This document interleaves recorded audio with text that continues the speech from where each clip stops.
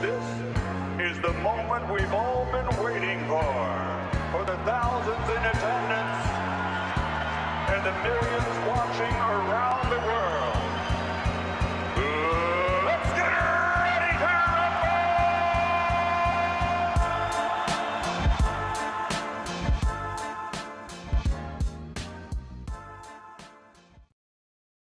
Welcome to the Junkyard Pod. I'm Tony Pesta, joined by Jackson Flickinger. And Jackson, there will be no 15-0 streak, no Cavs frog, no Cavs unk playing jams in the arena. Maybe we'll still get that at some point this year, but it certainly won't happen to start off because the Cavs this time around dropped their season opener on the road against the New York Knicks. Never feels good to lose in New York. You know, it's never going to feel good, but they end up Instead beating of us. Instead of the Cavs messed it up. Instead of the Cavs lawyers beating the frog, the Knicks beat the frog. Yeah, the New York Knicks stopped the frog in its tracks. They said no 15-0 streak for the Cavs this year. Listen, at the start of this game, it looked like we might get run off the court. So all things considered, I am happy that the Cavs rallied back. In large part due to Donovan Mitchell going crazy in the second half and specifically that third quarter. We're going to break down all the details of this game, and we have some larger thoughts, some larger takeaways. And I think the main area that I want to start with in this game is how it started off, which is Evan Mobley decided every time he touches the ball, he's going to shoot it. He took 13 of his 18 field goal attempts in the first half of this game. It legitimately felt like every single possession Mobley was touching the ball, and half the time he was letting it fly, whether from three or from the mid-range. I do think, if I had one main concern is that I would like to see him get to the rim a little bit more. Some of that comes down to the rest of the Cavs offense, which we'll talk about, but Mobley was super aggressive, and I really love to see that aggression. What was your takeaway from the way Mobley approached this game? I really liked what we saw in the first half, but it felt a little bit like a Kevin Love in the Big Three Cavs era, where Mobley, they spend the whole offseason hey, we're going to get Mobley the ball. We're going to get Mobley the ball. Like they would spend the whole offseason before talking about how they got to get Kevin Love more involved. And then he would get 8 shots in the first quarter. And then you look up at the end of the game and he has 11 and you're like, okay, so he got a bunch of shots in the first quarter and then that was it. This is obviously a less exaggerated version of that because Mobley was really aggressive in the first half. But then you look down at the stat sheet for the second half, 1 shot in the third quarter, 4 shots in the fourth quarter. That's 5 second half shots. You know who else had 5 second half shots? Tyrese Proctor did. And at no point when you were watching Tyrese Proctor in the second half were you like, wow, this Tyrese guy is really putting them up. It's like, no, he's just taking shots within the flow of the offense. And we want to kind of get to the point where you win or lose games based off of Mobley shot creation. The Cavs lost this game. They didn't lose it because Mobley shot creation. They lost it for 55 other things. But Yeah. I would have liked to see him, especially during that little stretch when Mitchell was out in the fourth quarter. I would have really liked to see him really try to be more assertive. And I know that this is going to be a work in progress. On one hand, I want to celebrate everything that we saw in the first half. And it's really easy to get lost in that because it's oh, that's what we saw first. That's our first impression. But at the same time, it's we've seen him be aggressive in the first half before. And we've seen him be aggressive, we've seen him take shots. He hasn't, shied away from 3-pointers at the end of games and stuff before or anything like that. However, the last time the Cavs took the floor in a game that actually counted, Mobley kind of did the same thing. He was super aggressive in the first half of Game 5, kind of dominated the first half of Game 5 against the Pacers. And then you look up in the third and fourth quarter and you're like, where'd Mobley go? So it wasn't necessarily a where did Mobley go type third and fourth quarter because the Knicks were really shifting their defense over to him. So it wasn't like he was just, every time he caught it, they were showing him different looks, doubling him. At one point, they even tripled him. So it wasn't like there wasn't a reason why he took less shots, but at the same time, you want to see him be a little more assertive there in the third and fourth quarter. And I also know Donovan Mitchell went off in the third quarter. So there is a balance there, but the balance needs to be better than Evan Mobley shot the same amount of shots as a rookie during his first game ever, who only played like 4.5 fourth quarter minutes. Yeah, and I definitely want to talk about Proctor at some point because I was impressed by him. But I think you said two things that are really perfect to summarize it. One, you said it's a work in progress, which I'm going to get more into that too. But when you mention it being a balance, and you mentioned not wanting Mobley to start off super aggressive and then fade away as the game goes on, I do think this game felt different than like the Indiana Pacers series or different, examples from the past where Mobley came out aggressive and then was kind of phased out.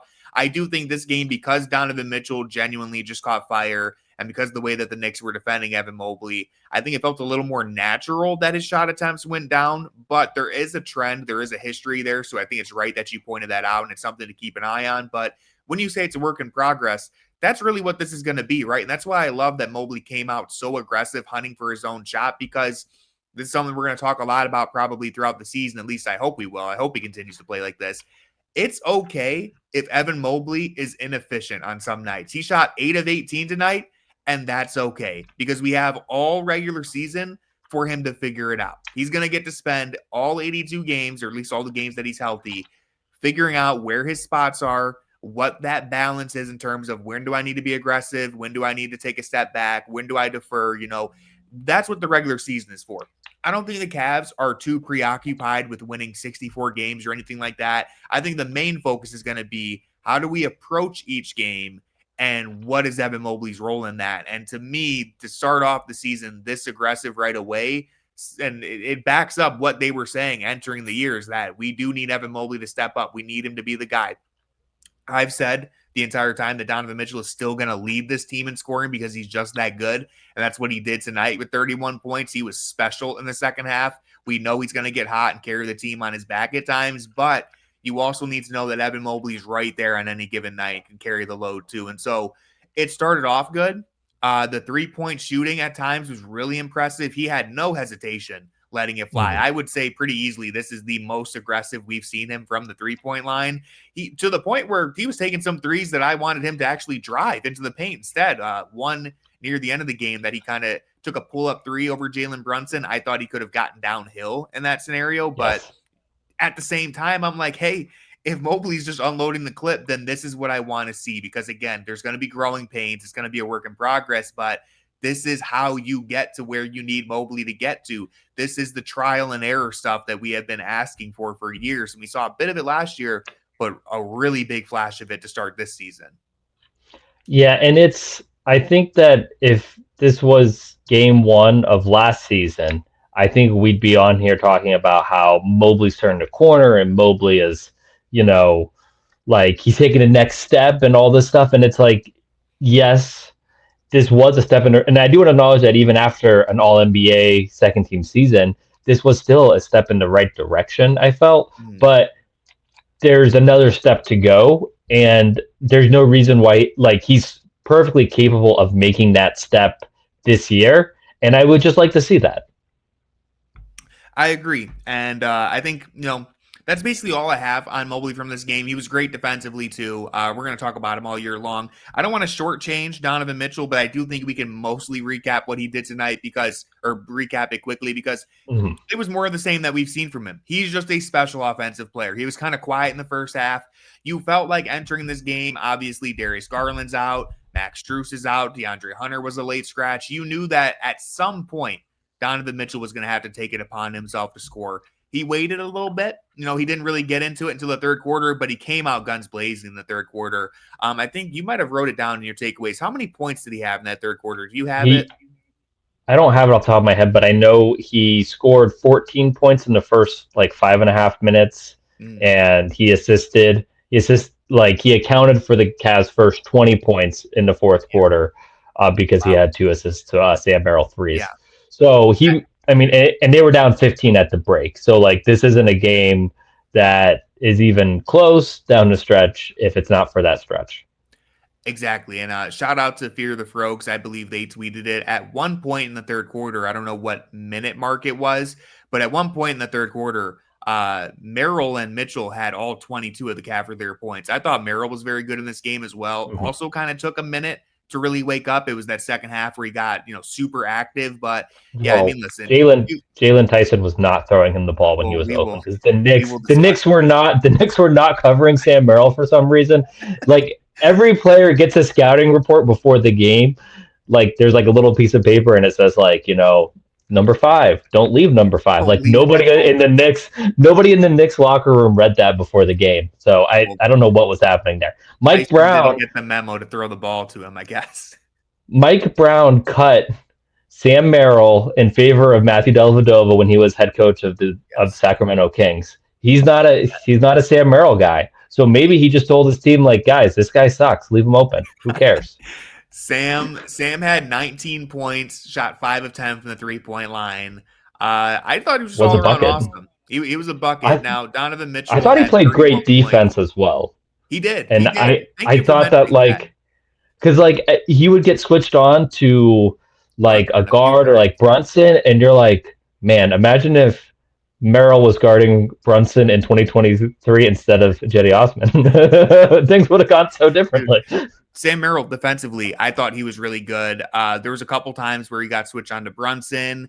There was even one play where like Brunson kind of cooked him a little bit, but then it looked like Sam almost fell down, and then he kind of spun around, got back up, and was just all over Brunson the rest of the possession. Merrill fights. He's a sneaky, decent defender, and it's because he fights so hard and he's in the right position at the right time, which is like the inverse of Jalen Tyson, who is all over the place and never in the right place at the right time. This is like a weird analogy, but I feel like Sam Merrill's like a boxer that like once like certain boxers like get into like their opponent's body and like they just like never leave and like you can't get them away from like punching your ribs. And I feel like when Sam gets connected with somebody, like he just kind of like stays connected and he like never fouls. Like there was a lot of times where like Brunson's trying to do like the head fakes and all that stuff, and he's just standing straight up, like straight into his chest, and it's like it's really tough to finish in a situation where your opponent's just really not giving you any room. But everyone thinks that because they have Sam Merrill on them, that it's just an auto shot because it's like, oh, this guy is kind of shorter, he's white, like we can just like put up shots against him, and like it just doesn't really end well. So I was really impressed with what I saw from Sam, and somehow he didn't make it into my takeaways. It's because I expect these 20-point nights every night from Sam, so this was really nothing noteworthy on my end. Yeah, this is business as usual, according to Jackson. But he genuinely was awesome on both ends of the floor tonight. I said we weren't going to shortchange Mitchell, and we kind of did. But again, it's just like you. But I mean, we've seen it. Watching Donovan Mitchell for years now in a Cavs uniform, you know what he delivers, and he delivered it again tonight. There's so many other things to talk about, but Mitchell, the jump shots that he was hitting, the spin moves into the jump shots, the fadeaway mid-range shots. I think one aspect that I would have liked to see more of, and it's like a systemic thing of where the Cavs currently are with who they have available right now, getting to the rim.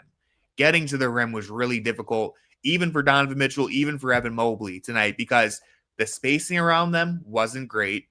And they just didn't have a lot of guys who could turn the corner and get into that shell of New York's defense. Without Darius Garland, without DeAndre Hunter, and even without Ty Jerome from last year, it's like you could have really used Ty Jerome in this game. We're not gonna harp on that all year long, but it's just we probably will, but it's an immediate factor that you notice when it's like, yeah, all right, Lonzo Ball, love the rebounding, love the defense. He had a couple nice passes, but not scoring the ball very well, and that's going to happen. And listen, I still think his baseline is higher because of what he can bring defensively and all that, but it was a game where you could have used a Ty Jerome heat check.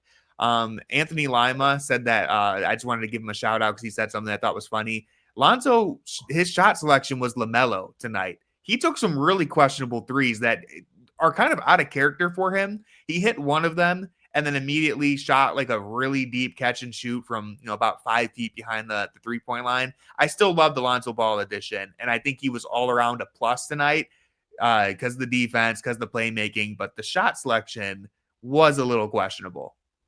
I had no issues with the shot selection. I thought the shot selection was fine. I mean, you want Lonzo taking those shots. You don't want, like, if he's out there, take those shots, especially against a Knicks team that was really like sucking into the paint to really cut off those driving lanes.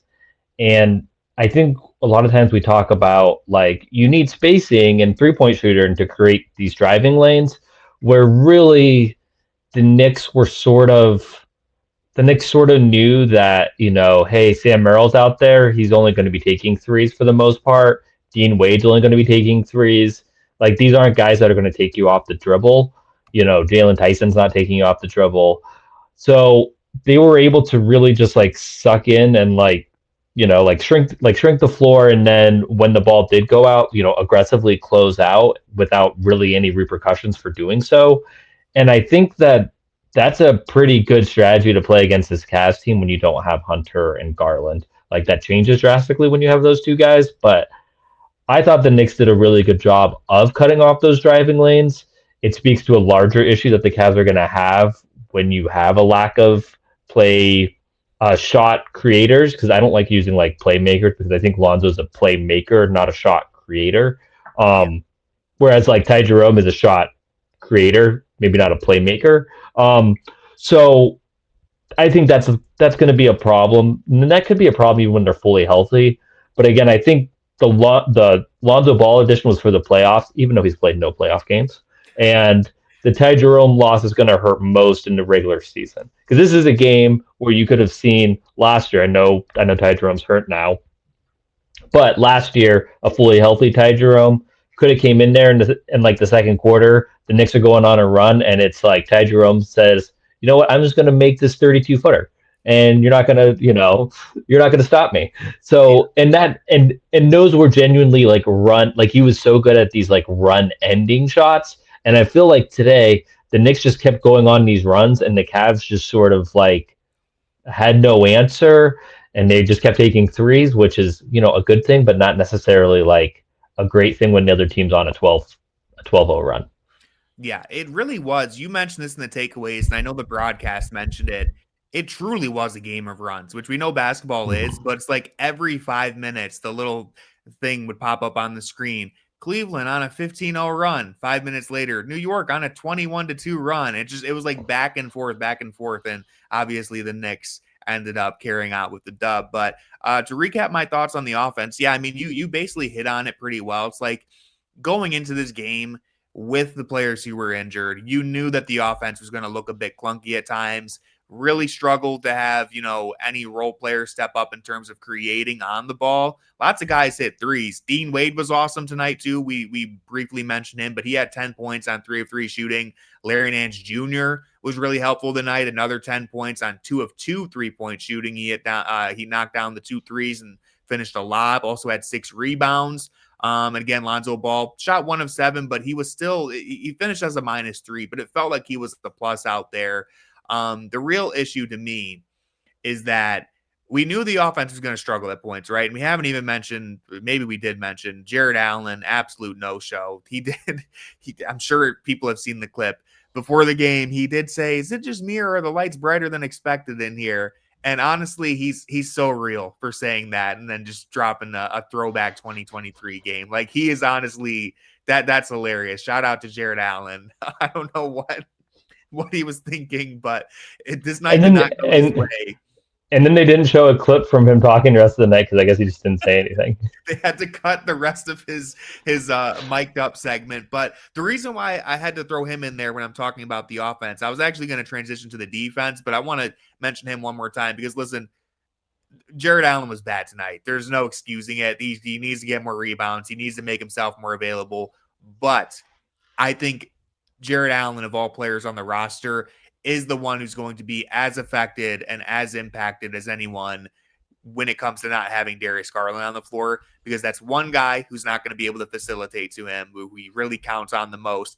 Even not having DeAndre Hunter hurts, because just not having that additional spacing and the additional attention does make it harder for Jarrett Allen to find his openings and find his areas where he can flash and get the ball. It's a little bit harder when the defense is really dropping in and just not as worried about the rest of these Cavs players. And so it's not excusing Jarrett Allen, but it is a trend to watch for. Now, hopefully Darius is back sooner rather than later. He keeps hinting that he's going to be back soon, but until then, Jarrett might have the hardest time trying to get himself involved offensively, and we know that trickles down to the defensive end too. When you're not getting involved offensively, it's inevitable. It's human nature. So we need Jarrett Allen to be a lot better than he was tonight. Again, I'm not excusing him, but it is just important to keep in mind that with the way that the Cavs are, the rotation is right now, he's going to have to find other ways to step up because it's just not really catering to him right now.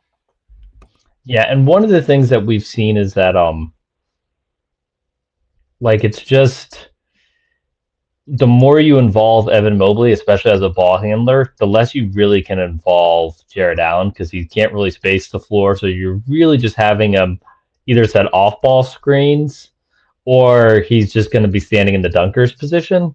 And if you're doing let's say you're doing a 2-man action with like Merrill and Mobley, that's usually not going to end in a lob to Allen in the way that like a 2-man action with Mobley and Garland would. So like there's just not a lot of guys that can get him the ball. And I was really hoping that we would see some chemistry develop between Lonzo and Jarrett Allen, but that just really hasn't come through yet. Still early. I would imagine it'll come through eventually, but not yet. But like remember when we were watching in preseason games, it was like, man, like Evan Mobley's the only guy getting Jarrett Allen the ball. Yeah. And like Jarrett Allen had some crazy shot attempts in the preseason, and it was like, you don't want to read too much into it, but at the same time, it's like, yeah, well, no one's getting him the ball in the restricted area, so like, what is he going to do? Yeah. So like, I do want to say that I'm pretty critical of Jarrett because I think that he more than like any other big man that I've seen that's as good as him, like he can just coast through a game on autopilot like better than anybody else. And then we know when he's like every time he has a good game, like he's like, yeah, my teammates and coaches said we need a good game from you, Jarrett. So I just showed up and scored 22 points. And it's like, well, you shouldn't need that you shouldn't have somebody yell at you first before the game to make that happen. But maybe we do need maybe Kenny Atkinson needs to yell at him more. Who knows? Right, but go ahead. But it's just like he needs to be better. But also like someone needs to involve him in the offense because if you're not being involved to this level, it's malpractice to be paying somebody as much money as him on a team that is up against the cap. Because like right now, Dean Wade was a more useful player. Dean Wade's making like $6 million. Sam Merrill was a more useful player. Sam Merrill's making like $8 million. Like this is a salary cap sport, and you just can't have somebody making over $25 million and making even more than that in the future if you're up against the second apron and the salary cap and all this stuff. So it's like either find a way to use Jarrett Allen or just send him out, have Thomas Bryant play the first 6 minutes of the first and third quarter, but it's like, if you know what I mean? But it's like, or like a slightly better version of Thomas Bryant, like an 80% version of Jarrett Allen, that makes 80% less than Jarrett Allen. So it's like, this is something that is not going to go away. And there's a reason why it's not going to go away. It's because you have one of the best players in the league at Jarrett Allen's position sharing the floor with him. And if we want Evan Mobley to keep being aggressive, those shots are not coming from Donovan Mitchell. They're coming from Jarrett Allen. So like the more he ascends, the more Jarrett Allen is going to descend. And it's like having, last year we saw them split it, like Kenny split it up where like Darius played a lot with Jarrett. If you have those bench lineups again, that's going to be great when Evan Mobley's off the court. But that's like, you're looking at like a 12-minute window in each game where Jarrett can be like most effective. And it's like, well, do we want to pay $25 million for that little time slot being really good? And it's like that, it's just, there's a lot to think about, and it's more complicated than like, it's not as simple as, well, Jarrett Allen sucks, so the Cavs should trade him. But it's also like, I feel like it's kind of like that, like, that like meme where it's like IQ of like 5, they have that one opinion, and then like the IQ of like 170, they have the same opinion. I feel like it's kind of like that sometimes, where like the idiots are like, you got to trade Jarrett Allen, but then it's like, like the normal rational people are like, no, Jarrett Allen's a really good center. But anyways, you can decide what side of the bell curve I'm on. But anyways, You're in the middle of the bell curve. I'm not gonna, just say that you're completely wrong or anything. There are very good points that you made, but I will pump the brakes for two different Yeah, reasons. you know what? Thank you for pumping the brakes. That was a It is little aggressive for 81 game one. of 82. So let's hold off. When it comes to, and you didn't say this, but when it comes to trading Jarrett Allen, the playback chat mentioned it a few times. So I see Twitter talk about it. It's worth saying this. If the Cavs were going to do it, they would have done it this summer. Mm-hmm. If they were to do it at the deadline, that means something is going very wrong in Cleveland. So until February, I don't really want to have to every game be like, trade Jarrett Allen. If they're sucking and we get to February, then we can talk about it. But as of right now, the Cavs have fully signaled that they're all in on running it back with this group, and Jarrett Allen is safe in Cleveland until February if things are going wrong, or next season if things went wrong in the playoffs. Or if the Cavs need to duck under the second apron so that they could sign a buyout player who made over the minimum this year, and there's potentially, who could say, maybe there are buyout players that you would want to trade away star players for to get underneath the second apron for. Maybe accurate native is what you're getting at here. Yeah, maybe. Who could say?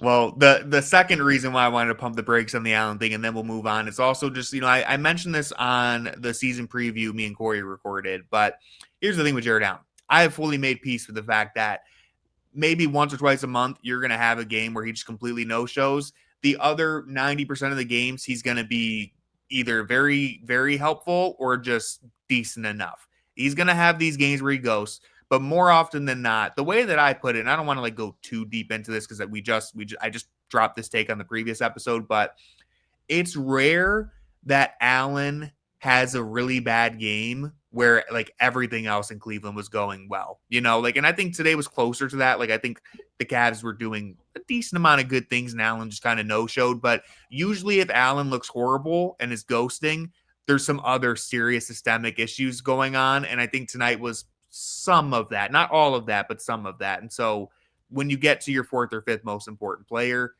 that is kind of the reality. If you go across the NBA, most fourth or fifth guys are going to be in that situation. So I think we went long enough on Jarrett Allen there for, we have had this discussion before. So I want to move on and talk about the defense a little bit, because when you go into this game, that this lineup's going to struggle offensively. At the very least, you would have hoped that they could be better defensively. I thought they really struggled, especially in the first half. And there's a lot of reasons for that. It's game 1 of 82. Like we said, they looked a little disorganized, looked a little lost at sometimes. I would say, especially in that first half, they were a step or two behind on every rotation. There were some freeze frame moments, especially for Jalen Tyson, where you're probably wondering how I got here. Where even am I? I don't know. Who am I guarding? Where am I at? It's that first play. The first play is just, you mentioned this in your takeaways. You mentioned it in the playback chat. There's value in being the energy hustle guy, but you also have to be in the right zip code. And Jalen Tyson was kind of all over the place tonight. He was the worst offender in that regard. I think other situations where guys just being a step behind, you could see the brains working where it's you turn, oh wait, who do I rotate to next? And then they go, and by then it's already too late. That happened across the roster, and hey, it's the first game, so it's understandable. It's a lot of new guys on the team, but I thought the defense really not that many. I mean, there's a lot of same guys too. So it shouldn't have been as bad. Jalen Tyson was here last year, and it was just he was bad, but they were just constantly being in rotation, and I feel like they were just, honestly, they looked like they weren't in good enough condition. And I know that conditioning has been something that's been a talking point, and that they're talking about wanting to be in better condition, but I feel like they just weren't in good condition, because it felt like there was a lot of overselling. And I always feel like you oversell and stuff like that when you're secretly tired, and you almost want to just be I oversell. You know what I mean? Yeah. And that also led to some of the offensive rebounding issues that were problems early. I know Larry Nance Jr. Did a Olay on a 3-point shot, and just sort of kept jogging up the court, and then Kenny lost his mind because the Knicks got 3 rebounds, and he was He was on another team. He was at his own like free throw line. So there were Immediate things timeout like that. Yeah. So like there was a lot of things like that where it just felt like the team wasn't. It felt like we're seeing this more in like the NFL, like weeks 1 and 2, because nobody plays in the preseason. Like the first 2 weeks of like the regular season, you're like, have these guys even played football together? Because it just looks really disorganized and like no one's on the same page, and like conditioning's a little off. So I know that this team did play basically 3 preseason games, but it did seem like they were very much like not on the same page in a way that last year they were just on the same page right out the gate. And it helps that you're playing a terrible franchise in the Toronto Raptors Yeah. for the first game. And then they followed it up with like the Wizards, I think. So like, a little softer of an opening there. And maybe I'm sure if they played the Raptors instead of the Knicks, this conversation would be very different. So I do want to say that as well. I think Toronto won tonight. I don't remember. I think they won their matchup tonight. But yeah, I mean, you would have hoped. Don't try to come to the defense of the Raptors. What are you doing here? Sorry, I really, I shouldn't have jumped in front of that one. I should just get it off. Yeah. Yeah, I mean, the defense, I think one thing that's worth noting here is that you kind of mentioned it. This tracks back to preseason, and it sounds like something that they want to do is generate more turnovers this year. They seem like they want to be more aggressive, jumping passing lanes, trying to get deflections, trying to get steals. They want to pressure the ball more full court and in the half court. And I think part of this might just be, do they have the personnel to really do that? Like, it's conditioning, but it's also like, does Jalen Tyson have the foot speed to pick up full court or to really get into these passing lanes? I'm not sure. It's not just Tyson. I'm not picking on him, but it's mostly across the board. You know, the exceptions like Evan Mobley, that we know the good defenders on this team. The other guys, they do those things. But like you're starting backwards, Darius, Garland, and Donovan Mitchell. You don't want those guys picking up full court. You know what I mean? Like, it's not like you don't have like Tatum and Brown, they're carrying our offense. So Drew Holiday, you pick up full court. Derek White, you be a high energy guy. Like, that's not how this team is built. So like, I just kind of, as much as I've agreed with everything that Kenny Atkinson has done on offense, I really don't understand the defensive strategy this year or last year. Like, I know he wanted to switch more, and I know that you have to be more comfortable switching, but like, JB Bickerstaff's defense, where we're just gonna like, hey, we're just gonna drop everything, try to fight over, and if you get past, we're just gonna try to like funnel everything to the bigs, and the bigs are just gonna be standing there waiting. Like, that defense really worked. It worked really well, and it did a good job of like hiding maybe some of your concerns about like a Darius Garland or Donovan Mitchell. And it's like, yeah, that team fell short in the playoffs twice because the offense was really bad. But you go back to that Knicks series, like their defensive rating was like 98. And then even when they played the Magic, I mean the Magic are the Magic. So, but even against the Celtics, they held the Celtics, a team that had a historic offensive rating. They held the Celtics to pretty good defensively. Like they did a great job against them, but you were having Marcus Morris as like your leading scorer for one game. So things were falling apart on offense for multiple reasons. So like, I just don't understand. And like Kenny hinted at media day that like, hey, we're going to see some different things with the defense. And I was like, cool, like playing a lot more drop coverage and kind of what JB Bickerstaff did to make this like the best defense in the league.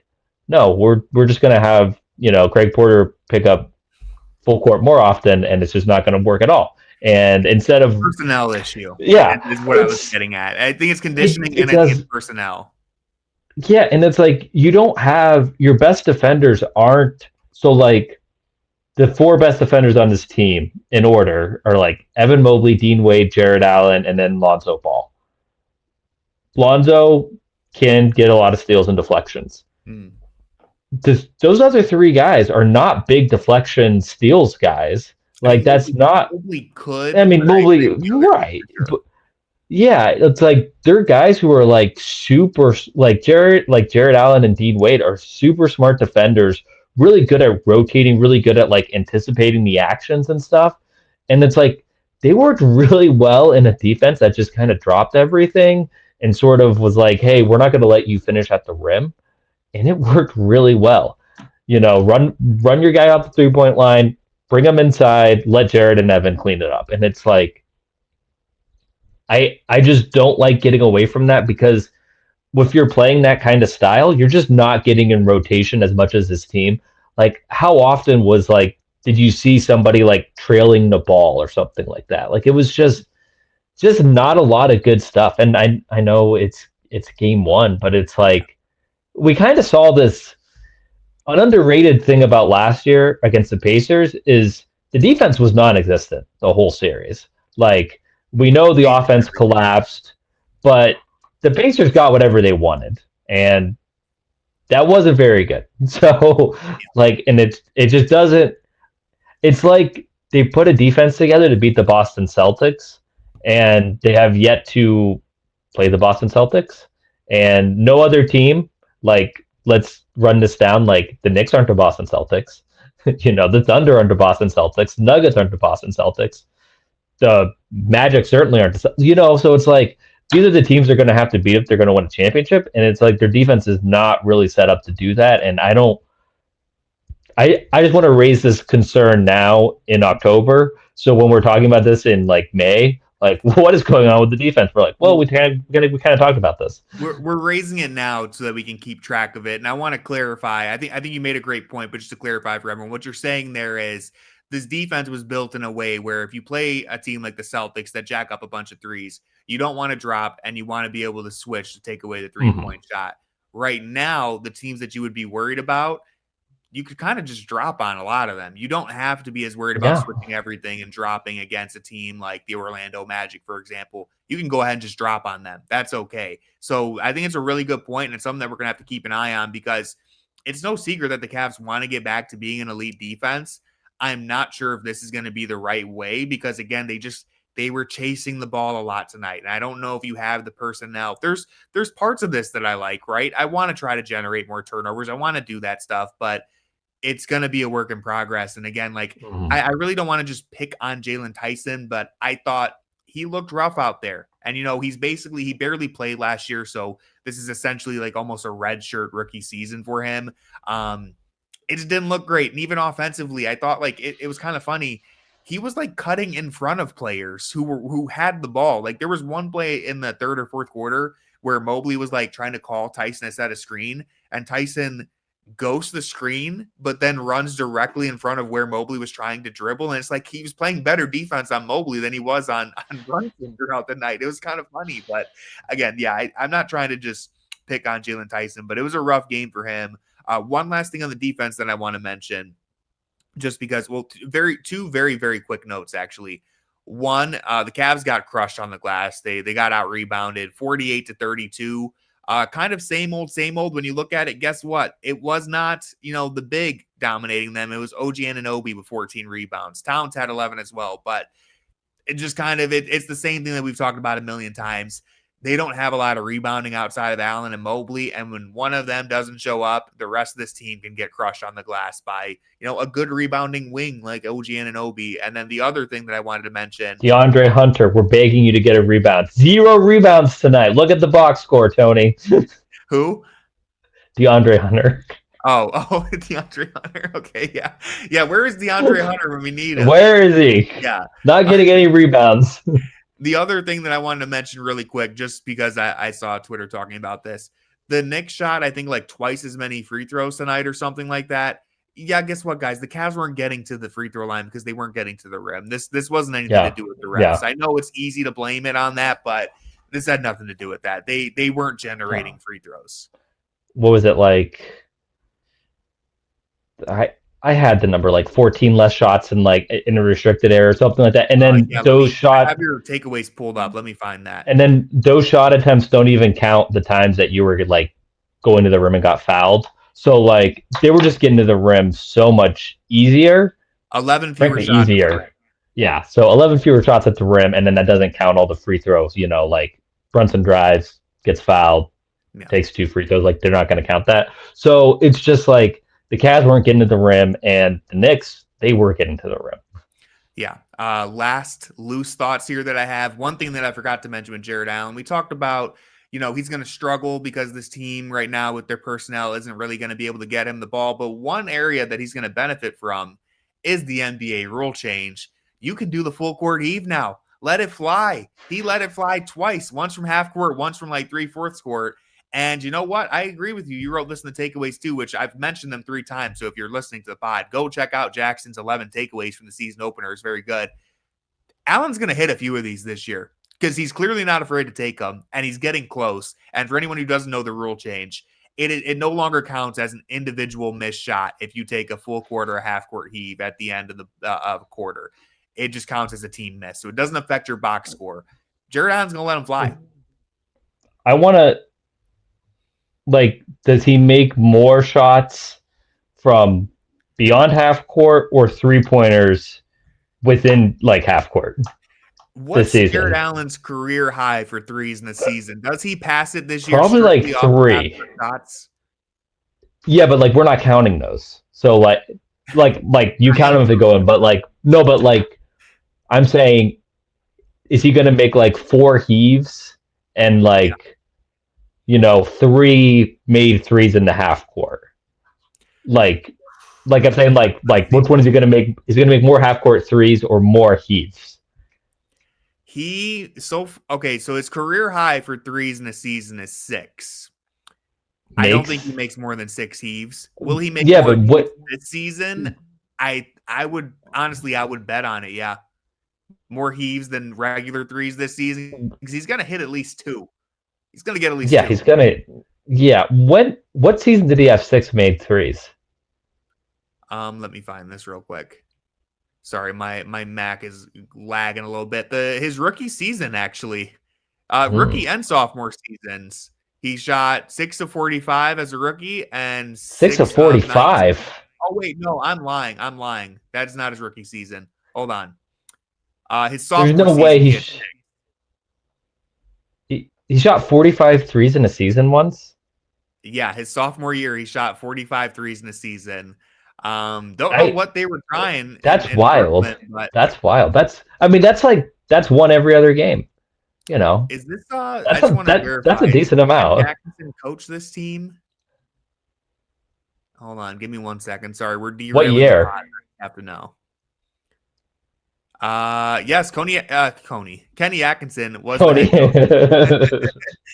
Kenny. Kenny, yeah. Jarrett can get him up, or maybe he found out that he can't because he shot 6 of 45.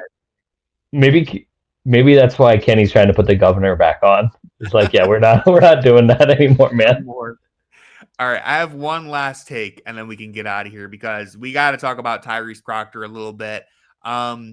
Listen, we're not going to get carried away off of a preseason and then one NBA game, but I think he and summer league though. You got to count summer league.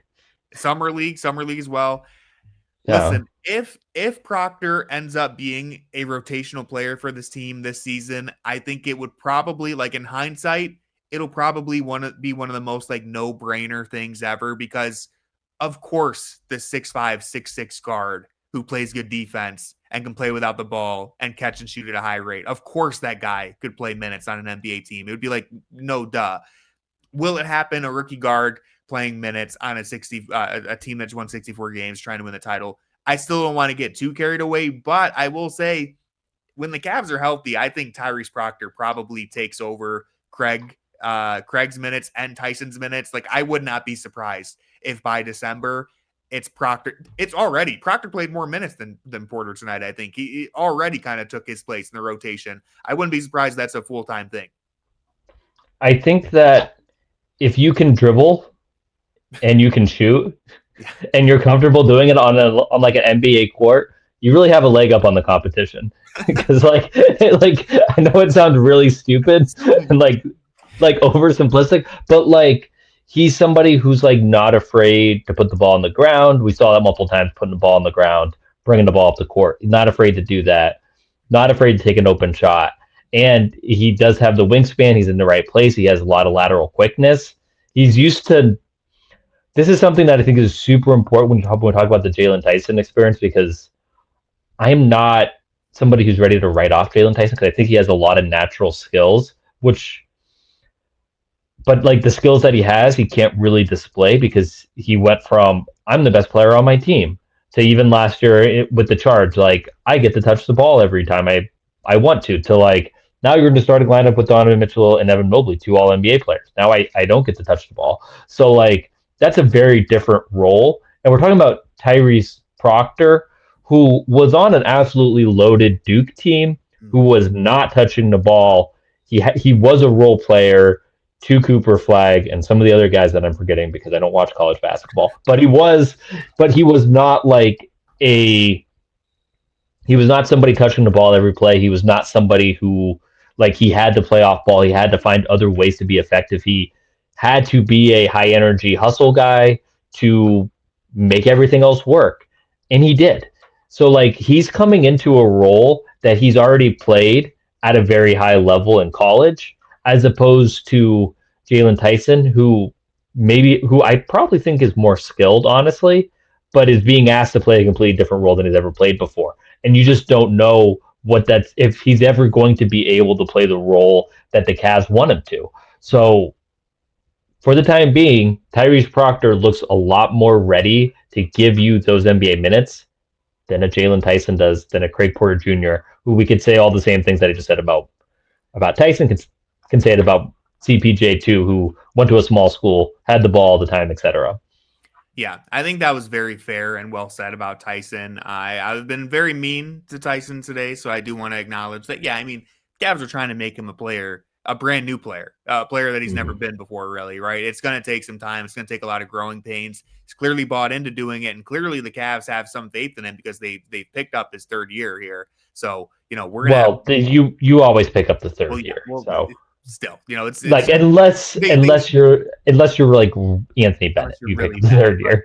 Kenny Atkinson gave him the start. They've talked well about him. Like clearly they think there's something there, and it's because we have seen it, right? Like I don't want to go too deep on this. Again, me and Corey did this in our preview with Tyson, but it's like I kind of think long term, whatever his career ends up being, we will probably look at it and be like, yeah, it was kind of always his destiny that he was going to be a guy who had the ball in his hands a little bit more, even if it's just like a second or third creating option off the bench or something somewhere on a team that isn't as loaded offensively as the Cavs. That's more likely than him turning into this like awesome 3-and-D off-ball wing that they need him to be. It's kind of an awkward fit.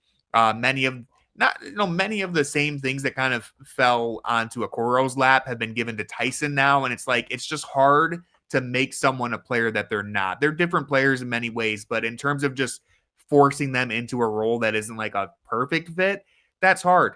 Proctor, they're just asking him to be the same dude he's always been, and we're seeing immediately he's comfortable now. He's a rookie. There's going to be a rookie wall somewhere. Could happen next game for all I know, but early results are very good. I like Tyrese Proctor, and if he ends up being a rotational player this year or next year, again, it's gonna be like a no-brainer thing. Of course, that guy would translate well to the NBA. And they're going to give all those three guys a lot of minutes because they're being very intentional about limiting the minutes of their best players, especially Lonzo Ball. But I think they're going to want to try to keep Donovan Mitchell's even lower because he was running out of gas at the end of the season and in the playoffs, and there's no. They don't give you a trophy for winning a bunch of regular season games in February.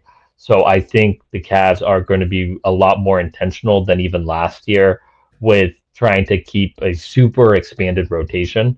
So I think that Porter, Proctor, and Tyson are going to get plenty of run this year. Yeah, they're going to have every opportunity to prove it and earn more minutes. So that's going to do it for this episode of the Junkyard Pod. Thank you so much for watching or listening. Make sure you subscribe so that you don't miss the rest of our podcasts coming throughout the season. The Cavs might be 0-1, but they do have Brooklyn coming up. So hopefully we can even that up and get into the win column this season. Like I said, thank you guys so much for watching. And as always, go Cavs. I agree. Go Cavs.